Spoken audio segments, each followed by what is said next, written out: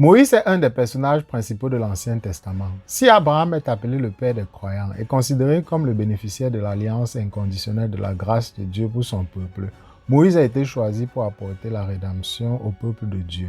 Dieu l'a choisi pour libérer les Israélites de leur captivité en Égypte et les mener au salut en terre promise. Moïse est également reconnu comme le médiateur de l'ancienne alliance et le dispensateur de la loi. Enfin, il est l'auteur principal des livres fondateurs de la Bible. Son rôle dans l'Ancien Testament est un type et une préfiguration de celui de Jésus dans le Nouveau Testament. Par conséquent, sa vie vaut la peine qu'on s'y intéresse. Bonjour à tous et bienvenue sur Histoire et Religion. Aujourd'hui, nous allons essayer d'analyser le personnage de Moïse. Que pouvons-nous retenir de son parcours? Si c'est la première fois que vous visitez la chaîne, je vous prie de vous abonner, de partager, de laisser un pouce levé afin de sensibiliser le plus de personnes. On se retrouve juste après le générique pour en discuter.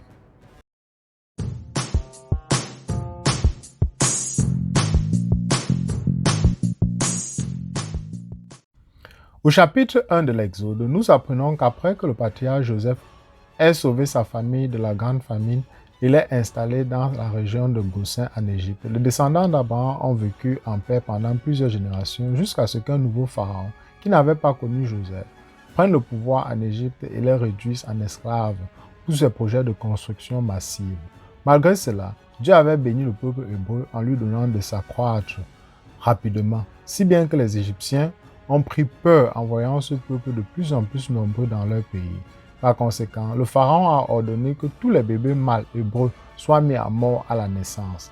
Dans le chapitre 2 de l'Exode, la mère de Moïse a tenté de sauver la vie de son fils en le mettant dans un panier qu'elle déposa sur le Nil. Il fut trouvé par la fille de Pharaon qui adopta l'enfant et le leva au palais royal. Moïse, devenu adulte, s'est senti solidaire de son peuple. Ayant vu un Égyptien battre un esclave hébreu, il est intervenu et a tué l'Égyptien.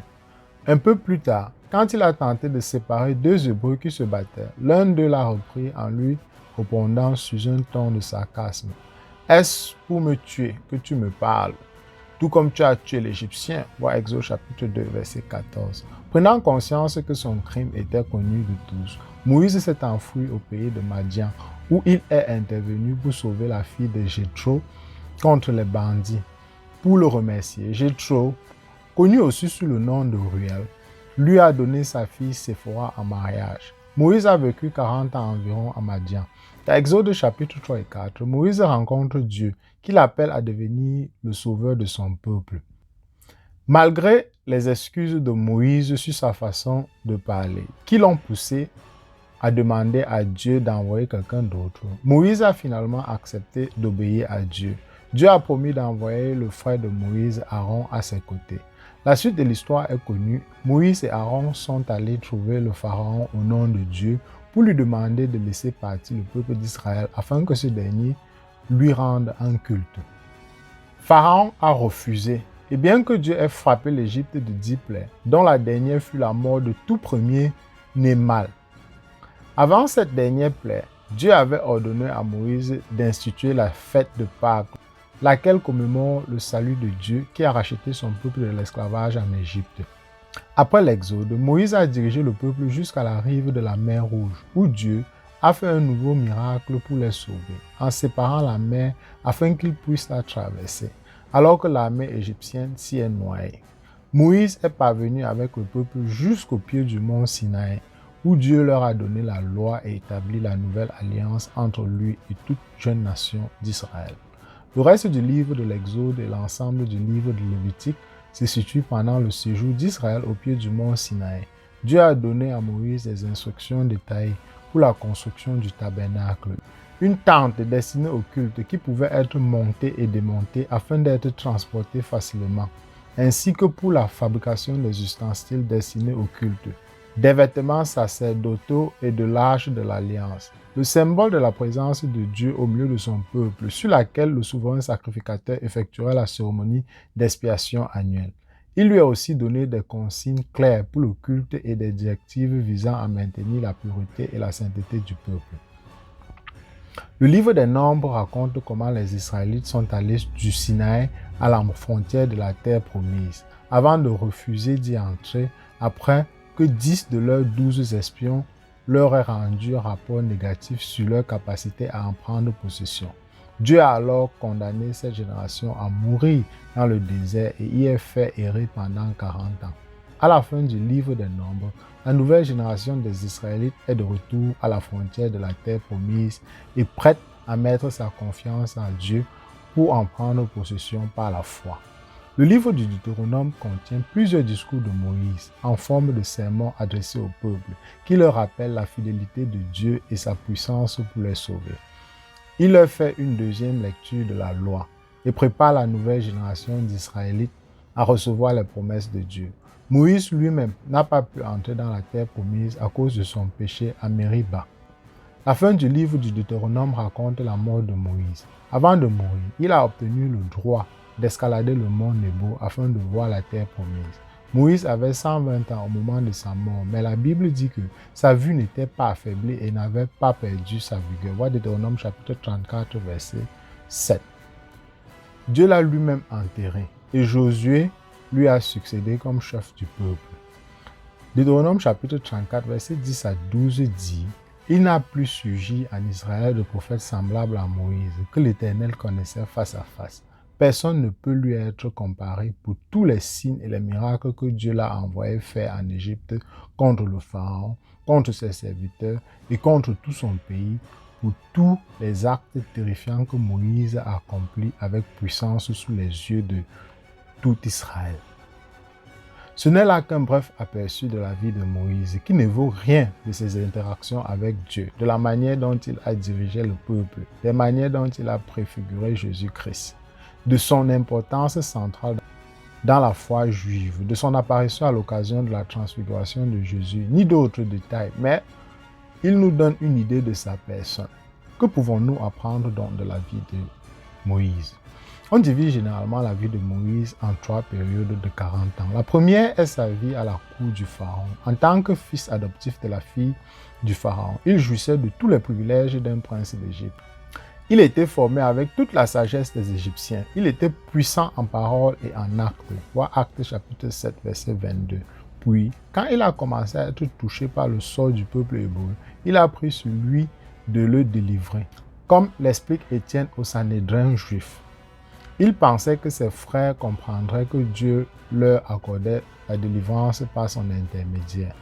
Voir Acte 7, 25. On voit que Moïse était un homme d'action, impulsif, au tempérament de feu. Dieu voulait-il délivrer son peuple? Bien sûr que oui. Avait-il choisi Moïse comme instrument pour les sauver? En effet, pourtant, Moïse, qu'il fût conscient ou non de son rôle pour le salut du peuple hébreu, a agi avec précipitation, d'une manière impétueuse. Il a voulu faire les choses à sa manière au lieu d'attendre le moment prévu par Dieu. La leçon est simple, nous devons prendre garde non seulement à accomplir la volonté de Dieu, mais aussi de la faire en son temps. Beaucoup d'autres exemples bibliques montrent que quand nous essayons de faire la volonté de Dieu en notre manière, nous aggravons la situation.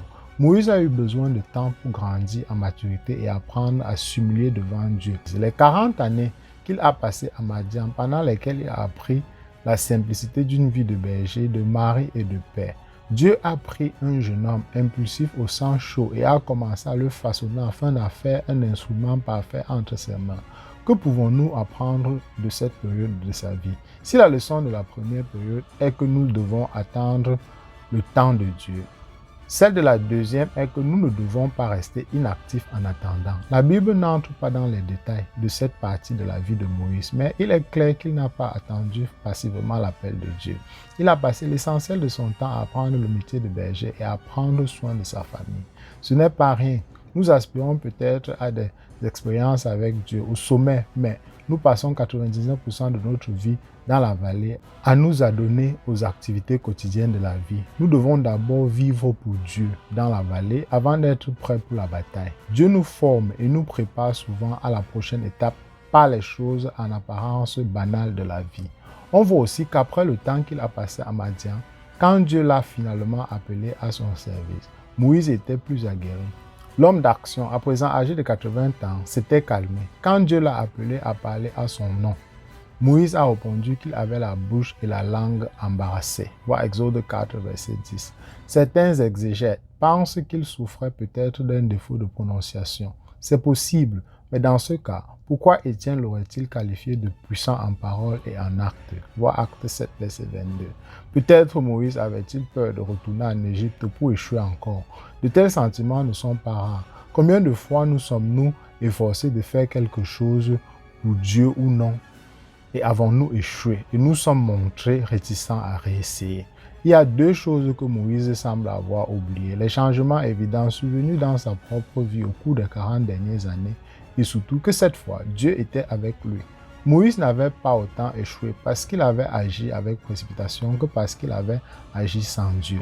Par conséquent, la leçon à prendre est que quand nous discernons un appel clair de Dieu, nous ne devons avancer par la foi en sachant qu'il est avec nous.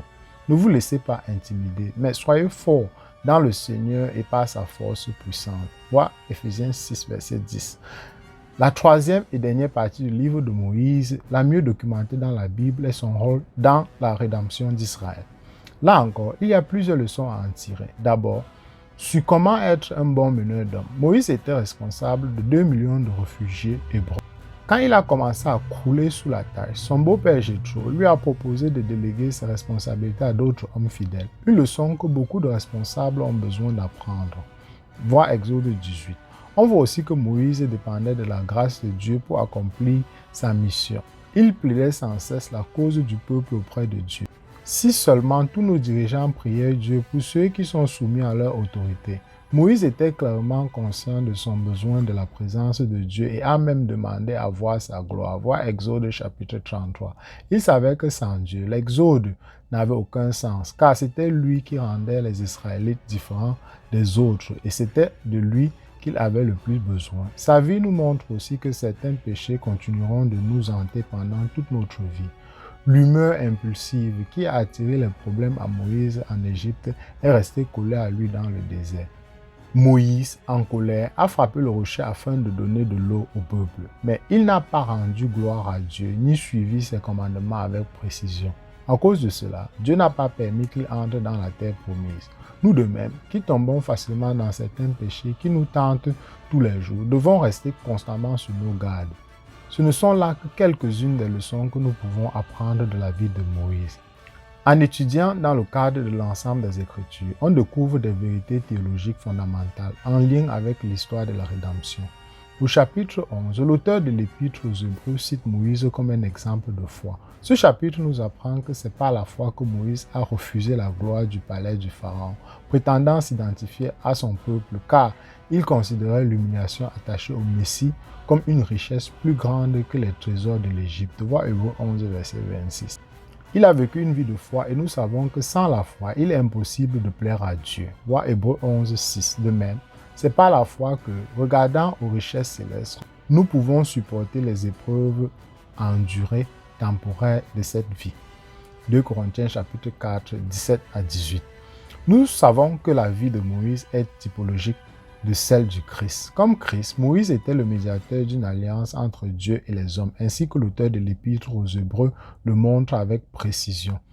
Hébreux 3, versets 8 à 10. L'apôtre Paul dit la même chose en 2 Corinthiens chapitre 3. La différence est que l'alliance de Moïse était temporelle et conditionnelle, tandis que celle du Christ est éternelle et inconditionnelle. Comme Christ, Moïse a apporté la rédemption à son peuple. Il l'a délivré de l'esclavage en Égypte et l'a mené à Canaan, dans la terre promise. Christ, lui, nous délivre de l'esclavage du péché et de sa condamnation pour nous donner la vie éternelle sur une nouvelle terre à son retour pour établir le royaume qu'il a inauguré à l'occasion de sa première venue. Comme Christ, Moïse était un prophète pour son peuple auquel il a parlé de la part de Dieu.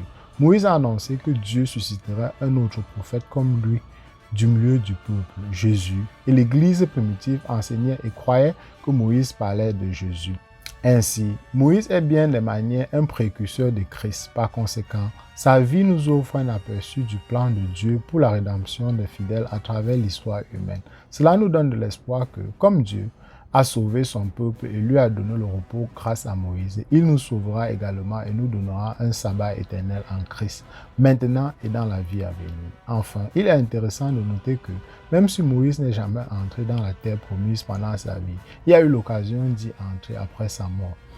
Sur le mont de la transfiguration où Jésus a donné à ses disciples un avant-goût de sa gloire. Deux personnages importants de l'Ancien Testament, Moïse et Élie, qui représentent la loi et les prophètes, sont apparus et prouvent à présent le véritable repos du sabbat en Christ, que tous les chrétiens partageront un jour. Voir Hébreux 4, verset 9. Eh bien, nous arrivons au terme de cette vidéo. Si elle vous a plu, n'hésitez pas de me laisser un pouce levé, partagez massivement et abonnez-vous si ce n'est pas encore le cas. On se retrouve très rapidement pour une nouvelle capsule. D'ici là, portez-vous bien.